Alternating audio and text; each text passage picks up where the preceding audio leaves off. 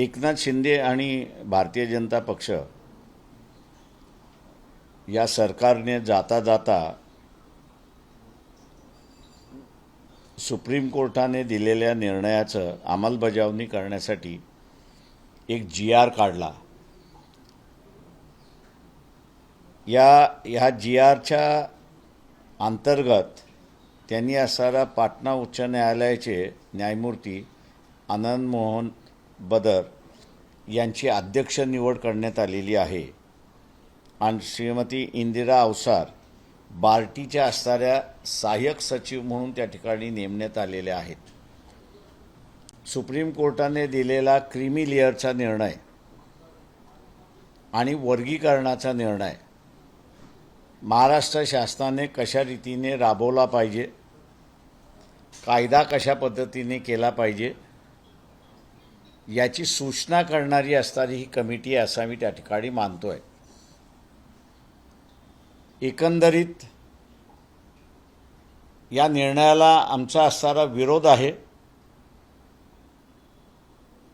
वर्गीकरण आणि creamy layer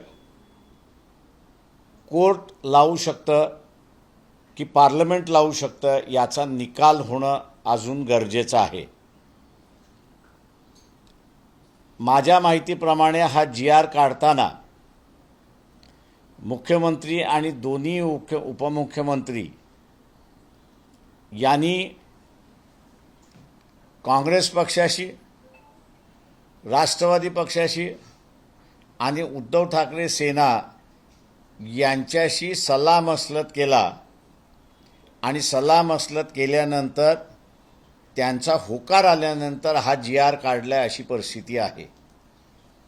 याचा अर्थ आहे की इथले राजकीय पक्ष SC STचं आरक्षण जे आहे हे निकामी झालं पाहिजे असे त्या ठिकाणी पाहत आहेत।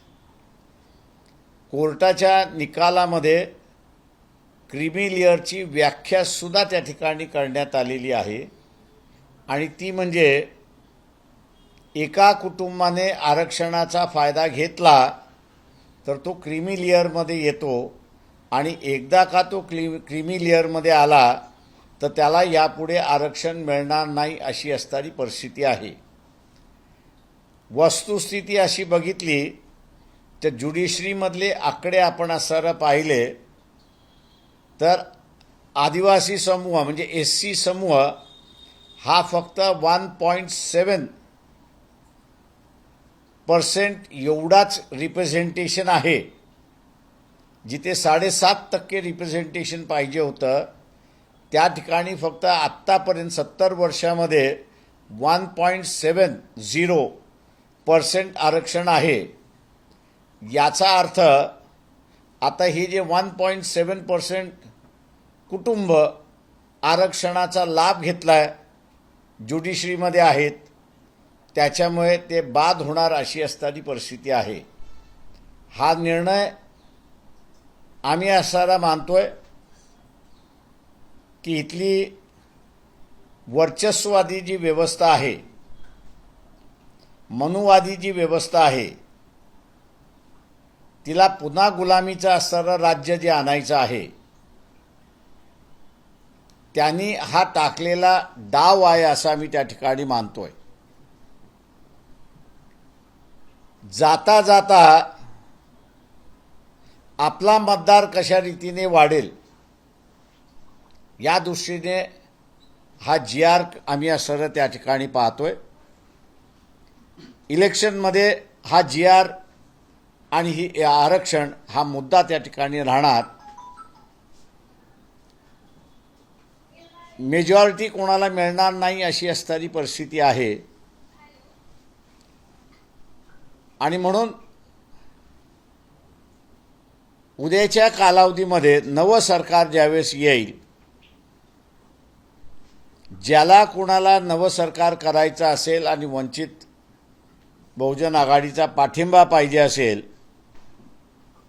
तर आम्हाला या GRच्या संदर्भात आणि क्रीमी लेअरच्या संदर्भात अटी त्या ठिकाणी घालाव्या लागतील। शासनाच्या जाता जाता घेतलेल्या निर्णयाचा आम्ही असणारा निषेध करतो।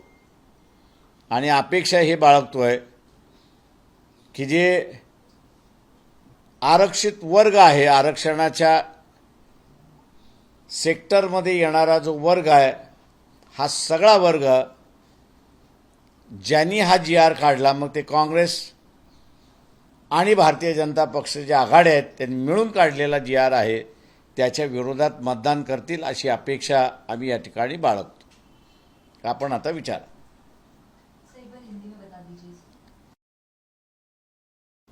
बीच में सुप्रीम कोर्ट ने क्रीमी लेयर के बारे में और क्लासिफिकेशन के बारे में, वर्गीकरण के बारे में एक डिसीजन दिया था.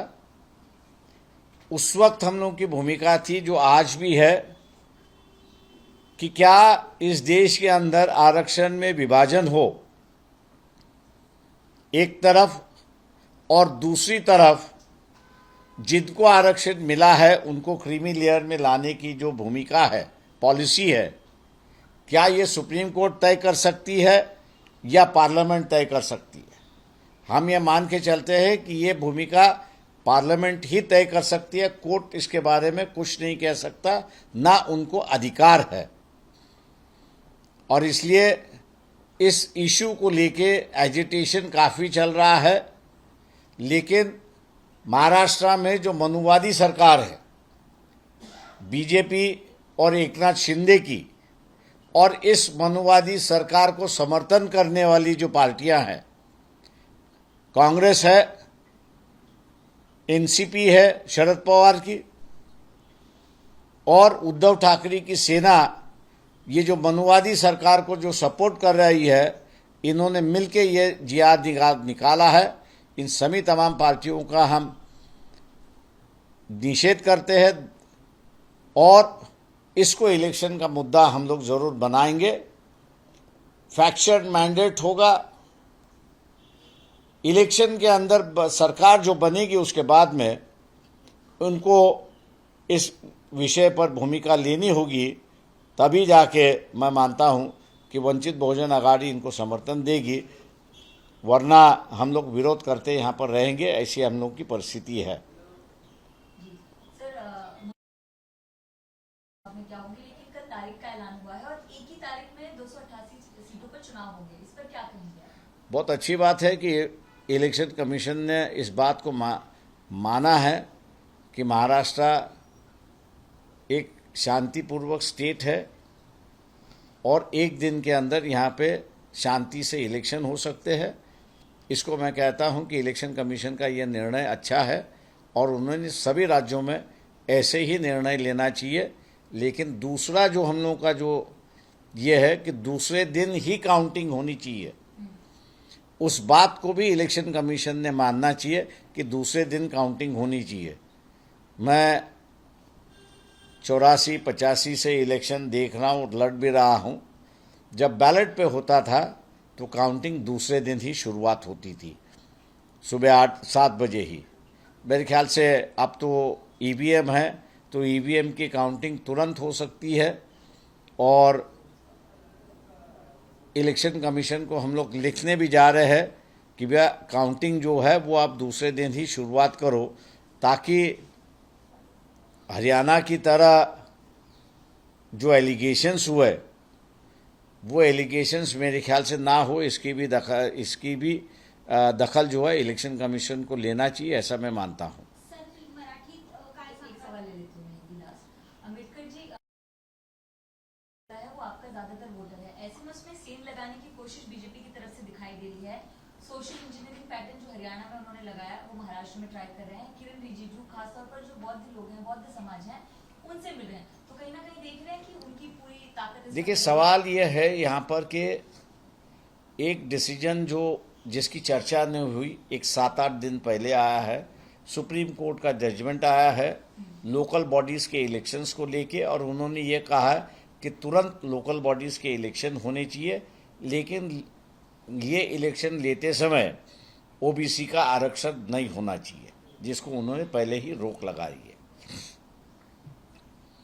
OBC के अंदर एक डर पैदा है कि ये तमाम पार्टियां, कांग्रेस, अलायंस और बीजेपी अलायंस, जिसको मराठी में हम लोग मराठा खानावळ कहते हैं, ये मराठा खानावळ है। इनका एक ही लक्ष्य है कि ओबीसी का आरक्षण खत्म किया जाए, उसको रोक लगाया जाए, ऐसी उनकी भूमिका है। और विधानसभा के चुनाव के बाद जो भूमिका सुप्रीम कोर्ट में ली है, वो भूमिका विधानसभा के बाद असेंबली लेगी, ऐसा डर है। तो इसलिए एससी, एसटी और ओबीसी ये आरक्षण के मुद्दे पर लड़ेंगे, ऐसा मुझे लगता है, और वो सबसे बड़ा इश्यू होगा। ये अगर कितना भी कहे कि लुभाने की कोशिश की, लेकिन जरांगे पाटिल की जो मांग है कि मराठों को ओबीसी के कोटे में से आरक्षण मिलना चाहिए, इस पर वंचित बहुजन आघाड़ी के अलावा किसी ने भूमिका नहीं ली है। और ये मराठा लीडरशिप होने की वजह से अब इनको जो है मराठा खानावल करके पहचाना जा रहा है गांव देहात में, इसलिए ओबीसी उनको वोट देगा ऐसा मुझे नहीं लगता है। सर, आपण जर बघितलं तर उमेदवारीसाठी त्यांच्याकडे 800 अर्ज जवळपास आलेले आहेत। त्यामुळे जर भूमिका सरकारने स्पष्ट केली नाही तर महाविकास आघाडीबरोबर ते जाऊ शकतात असं देखील म्हटलं जात आहे। या संदर्भात काय? ते आमचं म्हणणं असं आहे की जरांगे पाटील यांनी 800 अर्ज आलेले आहेत, फार चांगली गोष्ट आहे। त्याच्यापैकी त्यांनी असं 288 उमेदवार निवडावीत आणि त्यांना इलेक्शनमध्ये उतरावं, त्यांनी इलेक्शन लढावं। सर, दुसरा प्रश्न आहे की विधानसभेचं विपुल तर वाजलंय। आता मनसेनी सुरुवातीला एकला चलोचा नारा दिला। आता जर आपण बघितलं तर काही सीट्सवर महायुतीबरोबर ते समिट करू शकतात अशी चर्चा सध्या सुरू झालेली आहे। मला वाटतं जरतरच्या याच्यावरती मी उत्तर देत नाही।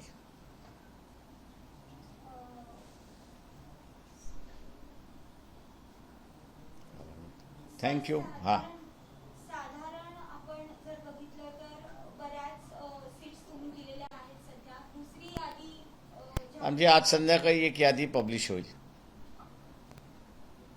एक यादी आज आम्ही संध्याकाळी पब्लिश करतो आहोत। किती उमेदवार असणार आहेत त्या यादीमध्ये? जे आता असणारं, आम्ही जसं म्हणालो की ओबीसींच्या आत्ता लक्षात आलेलं आहे की आपलं आरक्षण धोक्यात आहे आणि आमच्याकडचे असणारे मॅक्सिमम उमेदवार जे आहेत हे ओबीसी समूहामधले असतील, वंचित समूहामधले असतील आणि त्यांच्या बैठका चाललेल्या आहेत। मला वाटतं एक 2-3 दिवसामध्ये आमची फुल यादी बाहेर पडेल। एबीपी माझा, उघडा डोळे बघा नीट।